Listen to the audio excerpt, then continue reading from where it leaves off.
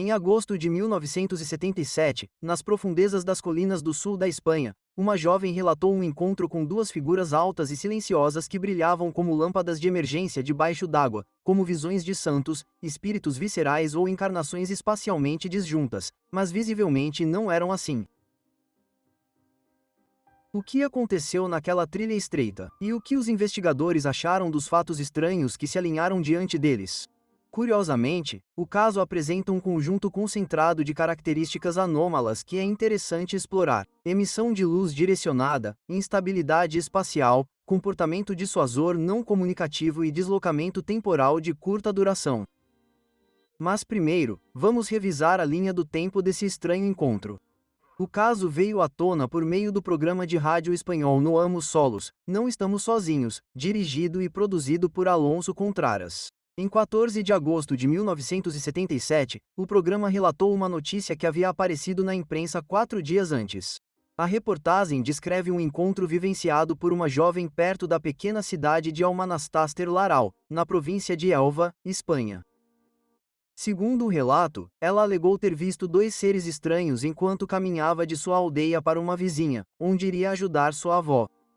Após essa transmissão, Alfonso Contreras respondeu atribuindo a investigação ao grupo de ufologia Girena. No sábado, 20 de agosto, uma equipe de campo do grupo viajou até o local onde o evento teria ocorrido. Eles chegaram à aldeia de Escalada, onde morava a testemunha, Cefarina Vargas. O acesso é feito por uma estrada de terra com inúmeras curvas e cercada por floresta. Nas profundezas da Sierra Marina, as montanhas, vales e paisagens são variadas e impressionantes. Poucas pessoas vivem em Escalada, e aquelas que vivem se conhecem há muito tempo. Seus meios de subsistência giram em torno da agricultura, pecuária, madeira e cortiça. A cerca de 3 ou 4 quilômetros de distância fica a aldeia de La Corte, que compartilha características semelhantes às de Escalada. Os moradores locais se deslocam entre as duas aldeias por trilhas estreitas que serpenteiam por vegetação densa, desfiladeiros e vales na base das montanhas. O estranho acontecimento aconteceu ao longo de uma dessas trilhas. O local exato fica no sopé de uma colina alta, ao longo do leito de um pequeno riacho, pouco visível devido à vegetação rasteira e à vegetação ao redor. Na direção em que a testemunha caminhava, o riacho ficava à direita, perceptível apenas pelo som da água, enquanto à esquerda ficava a montanha coberta de pinheiros. Em ambos os lados da trilha, havia muitos arbustos, pedras e árvores. Cefarina Vargas era uma mulher solteira de 20 anos que pareceu aos investigadores equilibrada, calma, com certa maturidade. As pessoas da aldeia falavam bem dela. Disseram que ela nunca havia demonstrado sinais de problemas nervosos, alucinações ou algo do tipo. Descreviam-na como uma jovem normal que costumava passar parte de seu tempo livre com eles, como se fosse uma delas. Ela parecia um pouco moderna e chegou a dividir um cigarro com eles. Ela foi simpática e respondeu a todas as perguntas que fizeram, ajudando-os a montar um retrato falado dos seres que ela afirmava ter visto.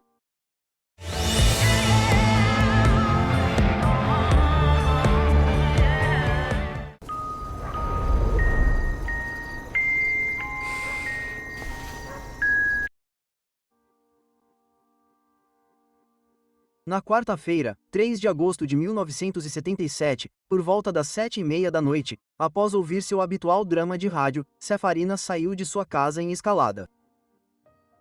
Ela seguiu pela trilha em direção a Leorte, com a intenção de ajudar sua avó com os afazeres domésticos, já que o festival local da aldeia seria dali a apenas 2 dias. Zefrin carregava sua bolsa, que continha, entre outras coisas, sua carteira de identidade e algumas passagens de ônibus usadas. Por volta das 7h55 da noite, Cefarina caminhava pela trilha em uma área onde um pequeno riacho corre ao lado e se torna visível por alguns metros. As montanhas erguiam-se próximas de ambos os lados, e a vegetação densa deixava passar apenas os últimos vestígios da luz do dia. O sol já havia mergulhado no horizonte, e seus raios não atingiam mais aquele desfiladeiro natural. Ao subir uma pequena elevação, sentiu um frio nas costas, um calafrio profundo que a fez pensar que algo estava errado, que algo não estava como deveria ser. Ela caminhou um pouco mais, virou a cabeça e viu um brilho de luz. A princípio, pensou que poderia ser um caco de vidro refletindo a luz do crepúsculo. Talvez algo que tivesse caído da margem do rio depois da chuva. A ideia parecia possível, com o sol se pondo e sua luz fraca ainda refletindo em um pedaço de vidro. Mas quase imediatamente, ela entendeu que não era vidro. Era algo totalmente diferente. A luz branca era ofuscante, do tamanho de um farol de bicicleta, e perturbava sua visão, forçando seus olhos. Ela continuou pela trilha estreita, querendo se mover mais rápido, mas mesmo enquanto tentava acelerar, sentiu como se algo a estivesse segurando. A sensação de frio na espinha não a abandonou. 15 ou 20 metros adiante, outro feixe de luz branca a atingiu diretamente no rosto, vindo da lateral da trilha. Ele ofuscou tanto sua visão que ela instintivamente levantou as mãos para proteger os olhos.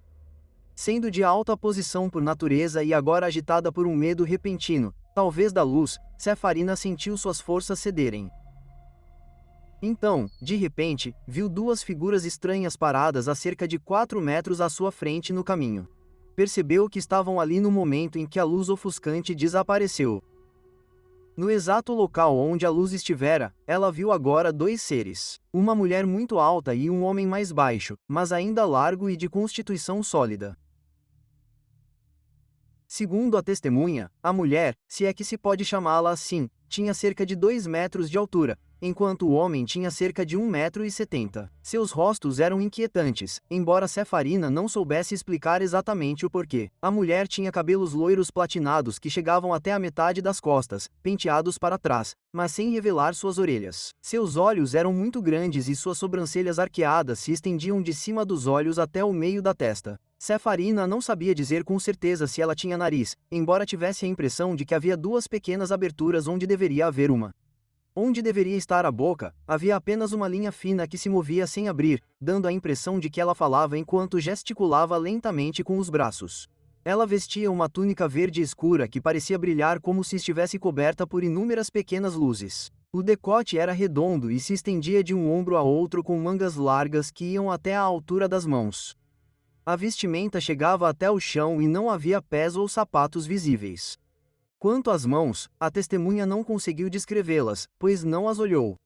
O ser não apresentava características anatômicas visíveis que a identificassem claramente como uma mulher, embora estas pudessem estar ocultas pela túnica. O homem tinha as mesmas características faciais e permanecia completamente imóvel. Seu cabelo era mais curto e levemente despenteado. Ele vestia uma túnica marrom clara com um leve brilho que chegava até um pouco abaixo dos joelhos. Daquele ponto até o chão, ele vestia uma segunda túnica mais estreita, de cor mais escura, também com brilho e uma linha vertical ondulada descendo pela frente. O desenho desta túnica era semelhante ao usado pela outra figura. Ambas tinham a pele da cor amarelo-limão. A testemunha afirmou que não ouviu nenhum som ou voz durante o encontro, nem sentiu nenhum cheiro diferente dos cheiros naturais do local. Os seres não se aproximaram dela em nenhum momento e pareciam completamente indiferentes à sua presença. Sentindo suas forças se esvaírem, Cefarina se abaixou sobre uma pedra e desmaiou sem aviso. Quando recobrou os sentidos, as figuras haviam desaparecido. Ela correu direto para casa, abalada e sobrecarregada, e chegou em casa por volta das 10 para as 9. Na entrada da vila, Cefarina abriu sua bolsa para verificar se havia algo faltando e viu que sua carteira de identidade havia sumido. Ela também notou que a coroa de seu relógio de pulso, o pequeno botão usado para dar corda ou acertar as horas, havia sumido. Naquela primeira noite, ainda em choque, Cefarina acordou de repente e disse à mãe que havia animais na casa. Seus nervos ficaram à flor da pele por vários dias. Ela foi examinada por um médico que não encontrou nada de anormal e receitou apenas 2 sedativos para ajudá-la a dormir. Logo depois, uma busca foi realizada na área por homens locais e, no dia seguinte, pela Guarda Civil. Eles encontraram apenas algumas passagens de ônibus usadas que pertenciam a Cefarina e algumas lâminas de barbear da MSA, que a testemunha acreditava terem sido deixadas por pastores de cabras e pastores que costumam usar a trilha. Nenhum vestígio estranho foi encontrado. Nem sua carteira de identidade nem a parte perdida de seu relógio foram recuperados. Logo após essas buscas, os primeiros investigadores da UFO-Gerina chegaram ao local e vivenciaram algo incomum. Quando tentaram fotografar o local exato onde o encontro ocorreu, o flash da câmera carregou normalmente. Mas quando pressionaram o obturador, ele não disparou. No entanto, se eles se afastassem apenas 20 ou 30 metros, o flash funcionou perfeitamente. Devido às características altamente incomuns do caso, que os investigadores sentiram não mostrar nenhuma semelhança clara com outros relatos de contato conhecidos na história da ufologia e partindo do pressuposto de que os fatos apresentados neste relatório são precisos, eles propuseram as seguintes teorias sobre o que pode ter ocorrido durante a experiência de Safarin. Para começar, eles consideraram a possibilidade de que em algum lugar ao longo do caminho que ela estava seguindo, poderia haver uma nave temporariamente presente. Poderia ser um veículo em trânsito, um disco de exploração ou até mesmo uma nave em reparo. Tal presença poderia ter sido visível para a testemunha. Para apoiar essa ideia, eles se referiram a casos anteriores, incluindo o de Adrienne Sanchez e o incidente relatado de reparo de OVNI em Nova York, conforme descrito na revista Stand de 28 de junho de 1977.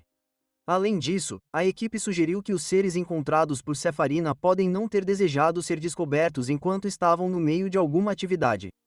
É possível que tenham tentado assustá-la usando a primeira luz ofuscante. Quando isso falhou e ela continuou em frente, os investigadores especularam que as entidades podem ter decidido bloquear seu caminho completamente. Isso explicaria o segundo clarão de luz e o súbito aparecimento das figuras paradas à sua frente na trilha sem nunca se aproximarem dela diretamente. Os investigadores também consideraram a perda de sua carteira de identidade e da coroa de seu relógio. Esses objetos poderiam ter sido perdidos durante uma queda, quando ela desmaiou, ou enquanto corria de volta para a aldeia. Mesmo assim, o documento de identidade perdido levantou questões, pois estava guardado em um bolso interno de sua bolsa. Por esse motivo, não foi possível descartar a possibilidade de que os objetos tivessem sido deliberadamente removidos ou substituídos por motivos além do entendimento atual. Por fim, a linha do tempo foi examinada. Safarina saiu de casa aproximadamente às 7h30 da noite. A caminhada até o local do evento levaria cerca de 20 minutos.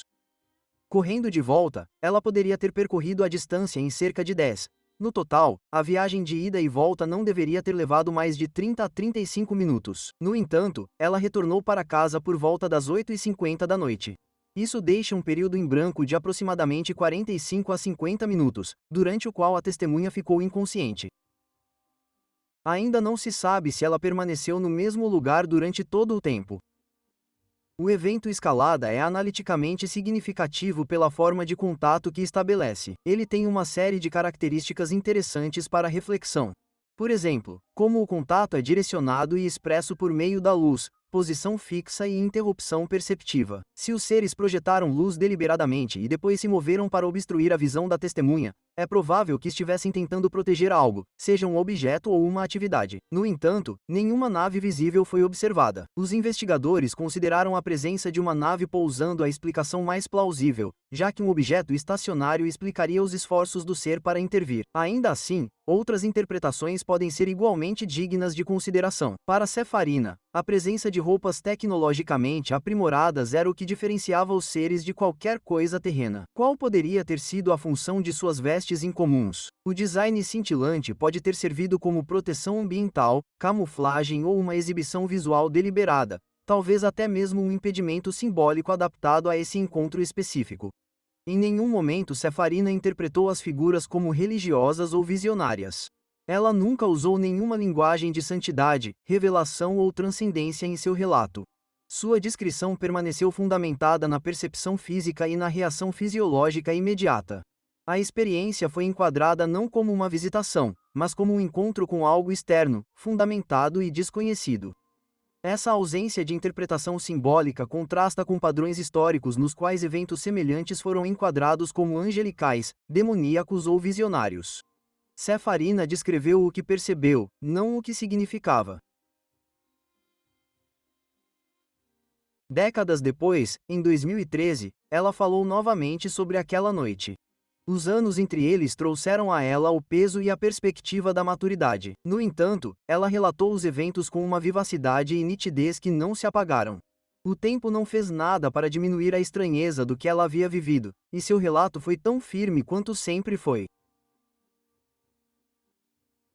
O que você acha da experiência de Safarina? Você vê isso como um encontro puramente físico? Ou pode haver camadas de significado além do que ela percebeu? Quão importante você acha que é que ela não interpretou esse evento em termos religiosos ou visionários? Compartilhe sua opinião nos comentários abaixo.